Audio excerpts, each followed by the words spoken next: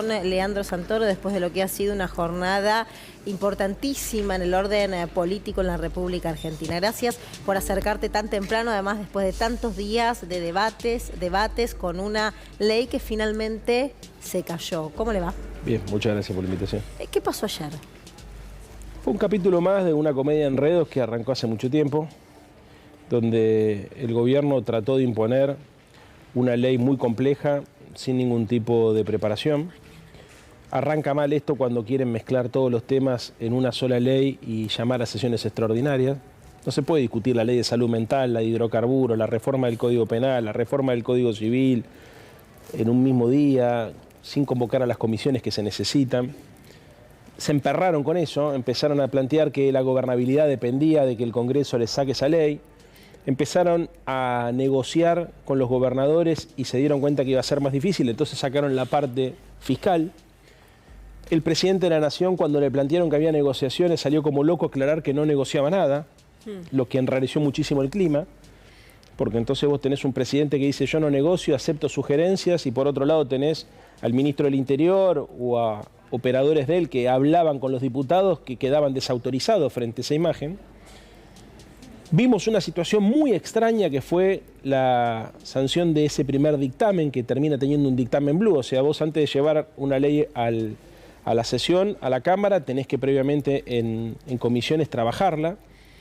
Bueno, antes de ir al recinto trabajamos un dictamen que había cambiado después al día siguiente porque se habían mentido entre ellos con cosas muy puntuales pero que hacen a mercados muy importantes de las economías regionales, y terminaron yendo al recinto sin tener nada acordado. Mirá, Lu, esto no tiene antecedentes históricos, es un nivel de impericia y de responsabilidad del gobierno inusitado. ¿Pero se lo adjudicás a cierta ignorancia política o...? A una mezcla de cosas. La ignorancia y la soberbia es un cóctel muy difícil. Porque si vos tenés la soberbia de decir, a mí me votó el 56%, entonces diputados que fueron electos por otras fuerzas políticas, ¿me tienen que votar igual? ¿No entendés dónde está parado? No sé si prestaste atención a los últimos tuits, él está allí Sí. en Israel. ¿Qué consideración te merece de lo que acaba de escribir o retuitear el propio Javier Milei? Que es un gesto fascista, marcar con nombre y apellido y la cara de los diputados que, no siendo de su partido, votaron en contra de él simplemente porque pensaban distinto. Yo no entiendo qué busca el presidente, que la gente le vaya a pegar a los diputados, que los escrachen. ¿Para qué? ¿Qué es esto de mostrar? Estas son las caras de los que traicionaron al pueblo. Yo no tengo relación personal con Massot, no tengo ni el teléfono de Massot, pero es el primero que aparece signado ahí. No entiendo por qué Massot debería votar lo que dice Milei, si no cree en las cosas que propone Milei. ¿Qué consideración te merece cuando Caputo habla de que entonces ahora el ajuste va a ser más cruel, va a ser más fuerte? Nos castiga entonces con un ajuste. No es que ajustan porque necesitan, sino que ajustan para hacer sufrirle al pueblo. Porque una cosa es decir, miren muchachos, yo tengo un problema enorme, no tengo plata, entonces voy a hacer un ajuste y le voy a pedir a todo un esfuerzo. Y otra cosa es decir, ¿no me diste lo que quiero? Entonces, Lu, te voy a ajustar. ¿Pero qué somos, nene? ¿Y ellos son padres crueles? A ver si nos ponemos de acuerdo un poco, porque esto es una república, ¿viste? No se pueden manejar las cosas así. Si vos tenés que hacer un ajuste, haces un ajuste y le explicás a la sociedad sobre quién va a recaer ese ajuste por una decisión política, por una lectura del ciclo económico. No en venganza porque no te salió la ley. ¿Se entiende la perversidad de esto? No es normal, ¿eh? Muchachos, así no funcionan los países. ¿Qué pensás que va a ocurrir? Digamos, es muy difícil tener la bola mágica o ver el futuro, pero con este antecedente de lo ocurrido en el día de ayer y con las expresiones de Javier Milei, ¿crees que va finalmente a llamar un plebiscito? ¿Crees que se va a volver a partir del paso por comisiones una nueva ley ómnibus?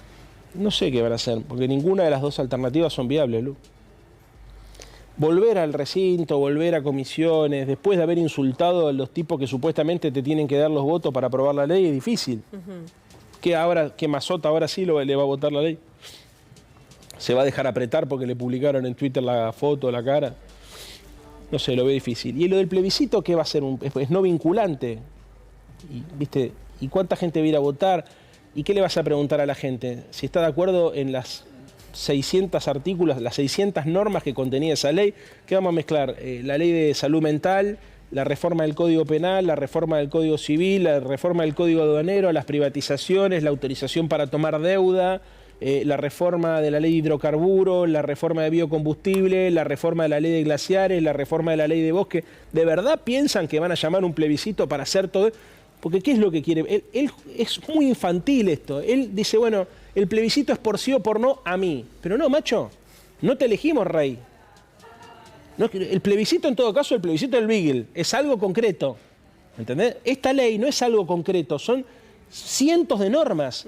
De hecho, eran 600 artículos que después terminaron en 200 y que ahora terminó en ninguno. Entonces, ¿qué? No existe, es una...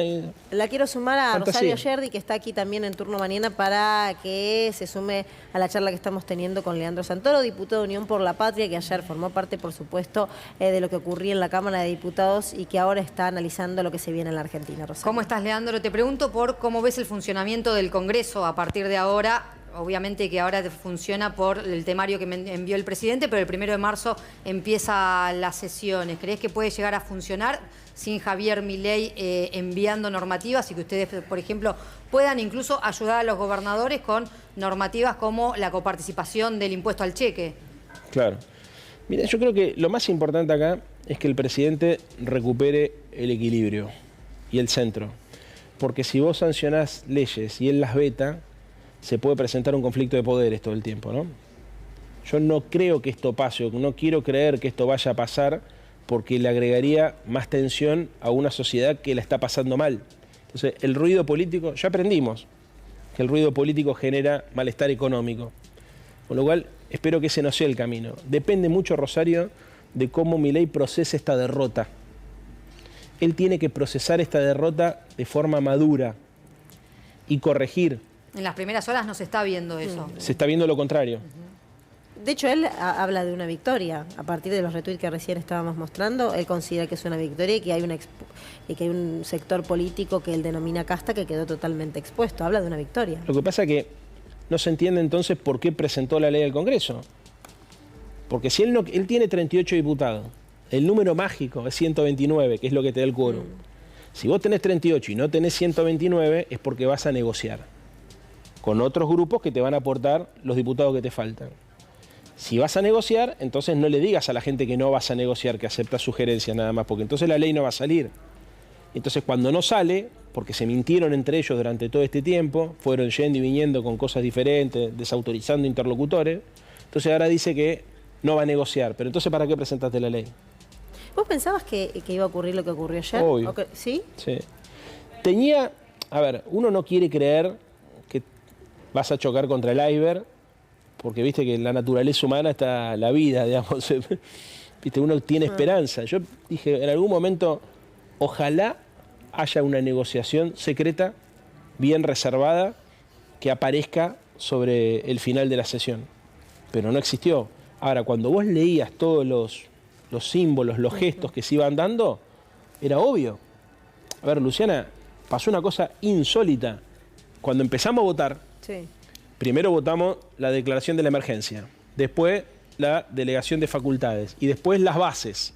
Es como decir, bueno, primero sobre qué vamos a tratar, sobre estos temas, bueno, le vamos a dar poderes especiales, bueno, ¿y qué características tienen los poderes especiales? Eso ya se discute en incisos de artículos. Claro. Y cuando empezamos a ver, una elección la ganamos por 150 a 100 y pico, a 102, 103. Yo cuando vi eso dije, acá está pasando algo, se rompieron todos los acuerdos entre ellos, porque era una elección que nosotros sabíamos que en general íbamos a perder. Veo que se empiezan a poner nerviosos y en un momento pide la palabra Pichetto, le habla a las autoridades de La Libertad Avanza y les dice algo que en general se dice en reserva. Muchachos, van a perder. Sean más flexibles, incorporen lo que nosotros les estamos pidiendo porque los queremos ayudar. Si no, van a perder. Sí, una advertencia. Volvieron a perder. Claro. Y entonces ahí llamaron un cuarto intermedio. Llamaron un cuarto intermedio porque venía el capítulo de las privatizaciones, que dónde está la guita. Entonces, como no querían perder ese capítulo de las privatizaciones, pidieron un cuarto intermedio. Y después, la inoperancia política de La Libertad Avanza, que no sabe lo que hizo. Porque te voy a decir una cosa que hubiese sido mucho más sencillo. Si pedían un cuarto intermedio y no volvían más, no tenían esta derrota. No sé cómo es que llegaron a la conclusión de volvamos a comisión. ¿Se entiende? Porque al volver a comisión volvemos otra vez a foja cero. Si hubiesen pedido un cuarto intermedio, como pidieron 3 en la última semana, no tenían este problema. O sea, son muy improvisados. O sea, encima, son mentirosos, son soberbios, pero también son ignorantes. Porque si tuviesen un tipo con experiencia ahí, más o menos, hace que la situación quede menos papelonera de lo que terminó pasando, digamos. Se suma Ezequiel Ruttmann a la conversación que estamos teniendo con Leandro Santoro. ¿Cómo estás, Leandro? Buen día. Los dos pilares del inicio de la gestión de Javier Milei fueron, bueno, la ley ómnibus, que ayer quedó rechazada, y el DNU 70/23. Te quería consultar ahora por el DNU y si a partir de lo que pasó ayer en diputados ya hay contactos entre las bancadas opositoras para intentar frenar el decreto, también a pesar de que no está constituida la bicameral, ¿no? Claro, porque no está constituida la bicameral, podríamos autoconvocarnos en sesiones plenarias. Las conversaciones las venimos teniendo desde antes. Por supuesto que nosotros vamos a avanzar en esa dirección. No porque queremos infligir otra derrota al gobierno, simplemente porque nos parece que es inconstitucional ese DNU. Espero que el resto de la fuerza política actúen en consecuencia y no se dejen apretar por el presidente. Porque ojo que lo que estamos viendo acá es un presidente de la nación que dice cualquier cosa, que dice que los va a investigar a los diputados, que les va a preguntar cosas de su vida privada. Massot dijo la vez pasada en un programa de televisión, sé que me van a inventar noticias sobre mi vida. Es muy grave. Y si vos te fijás en el comunicado oficial que saca ayer a la noche la oficina del presidente, el primero de los traidores que aparece es Massot.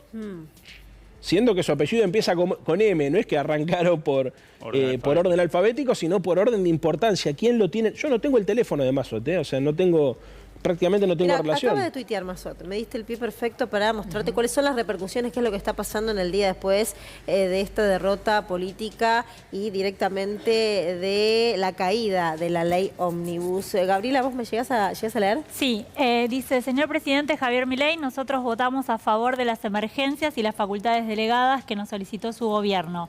El listado que difunde, con una metodología que recuerda las épocas más oscuras de la historia contemporánea, es un inciso sobre la eliminación de los fideicomisos que financian obras de infraestructura y que las autoridades de la Cámara y del Ejecutivo siempre supieron que no íbamos a acompañar. Este traspié parlamentario es exclusiva responsabilidad de su impericia, falta de diálogo y nula vocación por construir consensos. Se perdió la oportunidad de sancionar una ley que tenía puntos muy valiosos para la Argentina y que nosotros acompañamos desde el primer momento, a pesar de nuestras críticas, como oposición responsable y democrática. Acá mostrando una postura de un sector político que iba a acompañar gran parte o alguna parte de lo que era la ley ómnibus y que lo tilde también de antidemocrático, de no saber construir consensos. Yo creo que esta ley es pésima, no tenía nada bueno, nada bueno. Ahora, si hay diputados que dicen, te vamos a acompañar, escuchalos.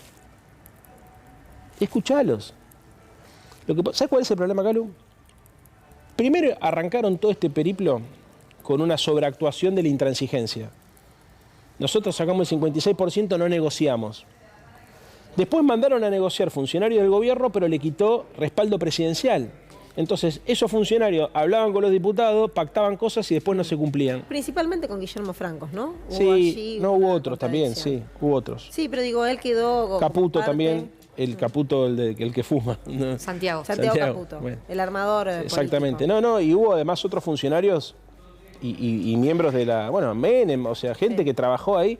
Pero no es culpa ni de Menem ni de Sago, les voy a decir una cosa, Como, no sé quién dijo la vez pasada, si lo tenías a Manzano y a Chacho Jarolaski la chocabas igual.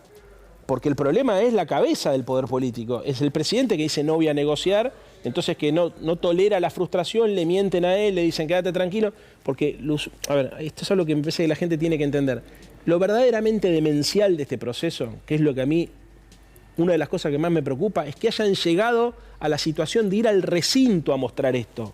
Porque ¿cuál es el problema de fondo? El poder político. Esto te quita poder, te quita prestigio, te quita respeto, ¿no? ¿Cómo hacen ahora para recomponer la relación con estos diputados que los escracharon después de lo que hicieron? Quedaron muy mal Pichetto enseñándoles cómo tienen que gestionar políticamente las cosas. Es un papelón. Cuando lo veamos en los documentos históricos no lo vamos a poder creer. Si vos sabes que vas a ir a una derrota segura, levantá la sesión, viejo.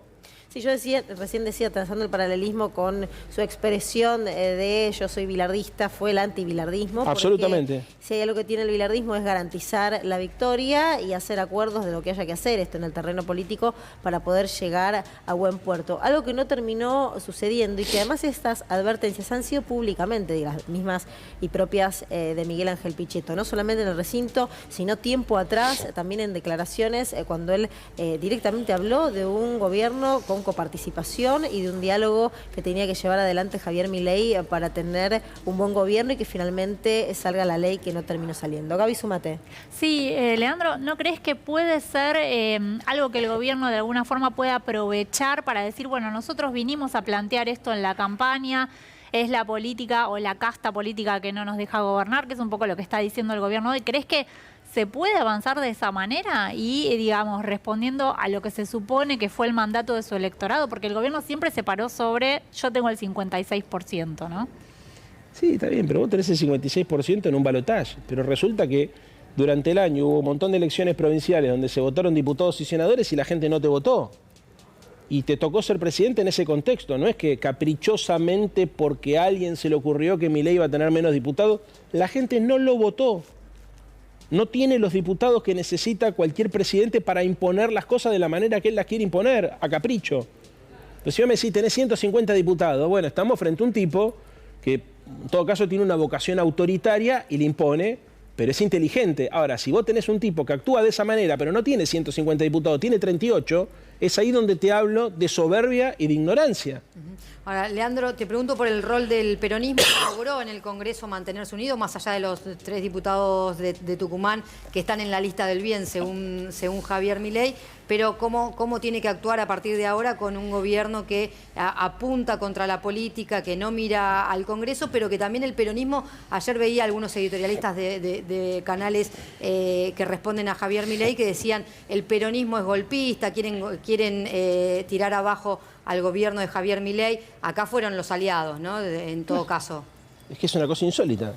Fíjate hasta qué punto es ridículo ese planteo que yo también le escuché de Rosario, que ni el propio Javier Milei nos acusa a nosotros. Es más, cuando tira la lista... No está el peronismo. No estamos. ¿Por qué no estamos? No, está el radicalismo, de hecho. Está el radicalismo porque el tipo supone que los radicales, que no fueron electos por su boleta presidencial, no fue con el arrastre de él. Claro.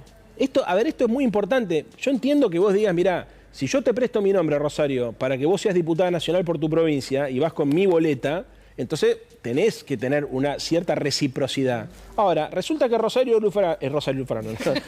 Yerdi es electa diputada por su propio partido, en su provincia, sin ningún tipo de colaboración mía, y yo después supongo que vos tenés que votar igual conmigo porque no sos peronista. O sea, acá dicen que hicieron acuerdos que no cumplieron. Pero a ver... negociaciones hubo, Hotel Savoy, porque el problema que hubo con es que se mintieron entre ellos. Esto es lo que vengo diciendo yo hace 15 días, que me di cuenta. La primera vez que me di cuenta, yo ya lo había escuchado. Che, nos están diciendo una cosa y hacen otra. Pero cuando fue el quilombo del dictamen Blue, del departamento de Recoleta, ¿por qué nos enteramos?